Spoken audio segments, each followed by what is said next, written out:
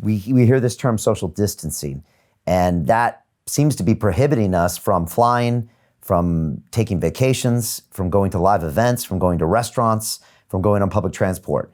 And I'm curious what the panel thinks about this concept of social distancing. In the UK here, it's 2 meters. No one seems to know where that came from.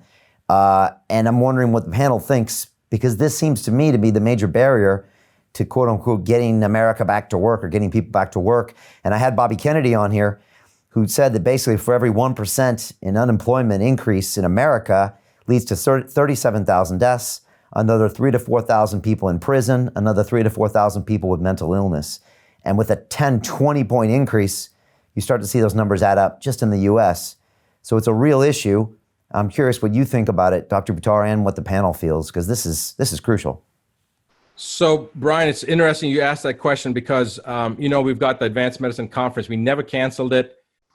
We've planned on doing everything. We've had, no changes. We've got a couple of speakers that weren't able to come in, but everybody's booked their flights. Today's Thursday, so the conference starts in about 36 hours. I just got this slipped across the door. I don't know whether you can see it. It just says, hotel just pulled out due to governor's order. So this is 36 hours before our conference, and they're going to try to prevent the conference from taking place. And we've got hundreds of people, possibly thousands of people that were planning on coming, and we were going to stream it for those people that couldn't come, and they've just done this. Now, wow. This is showing how preposterous, because this is a medical conference. We've got Dr. Bruce Lipton coming there. We've got Dr. Judy Mikovits, Dr. Sherry Tenpenny. These are some of the leading people on how viruses work and diseases and such like this, autism, people that have been involved with this type of information, dissemination of this type of information, research in this type of information for years. And they're going to try to say that no, some governor is going to issue an order to prevent a medical conference from taking place when we know that this is hogwash. Already, the unconstitutionality of this has been struck down in Wisconsin by a governor's order, and I think in the state of Oregon.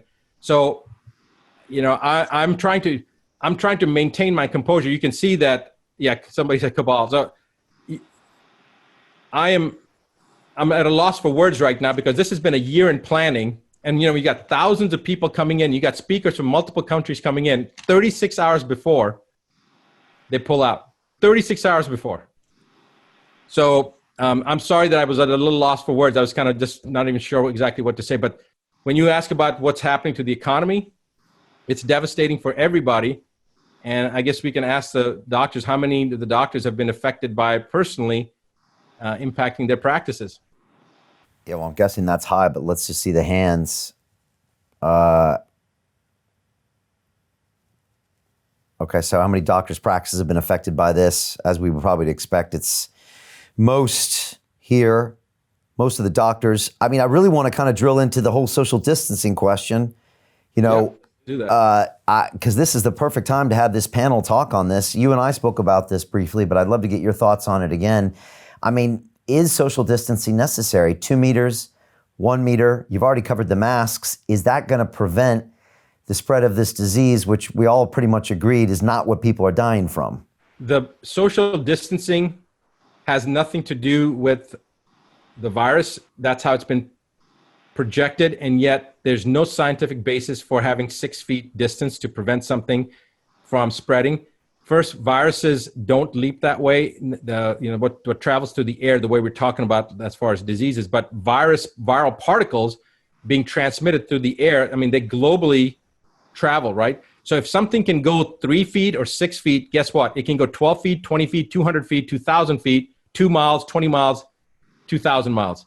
So social distancing absolutely has no scientific basis whatsoever. And there've actually been people that have written about it, doctors and scientists that have written about it, saying that there's no basis for social distancing. However, there is a significant basis for social distancing when it comes to the freedom of speech, which then gives you the freedom to assemble.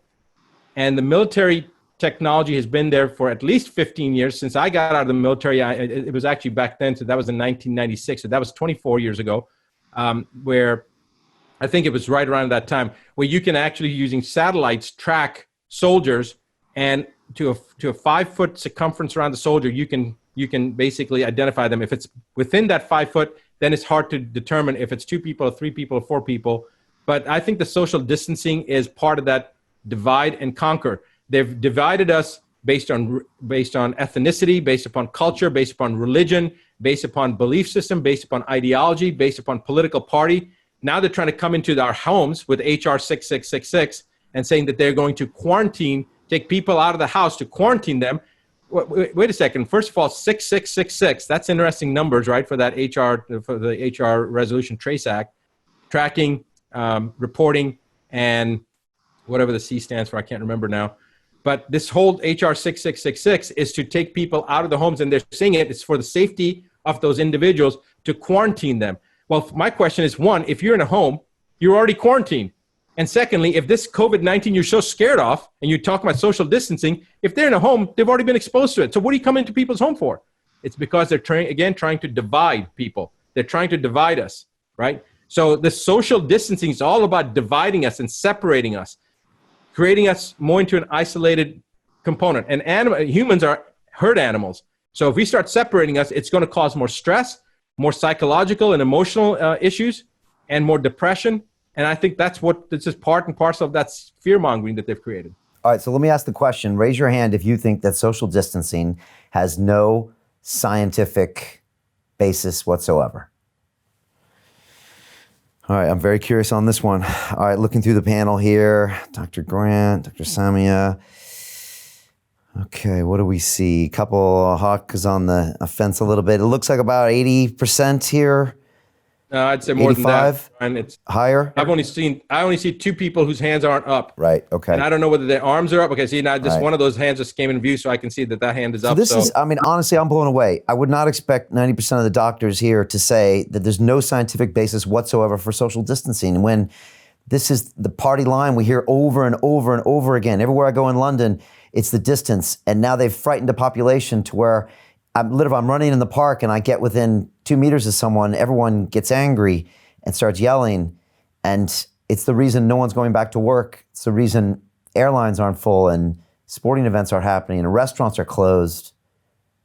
And yet none of these doctors think there's any scientific basis for that.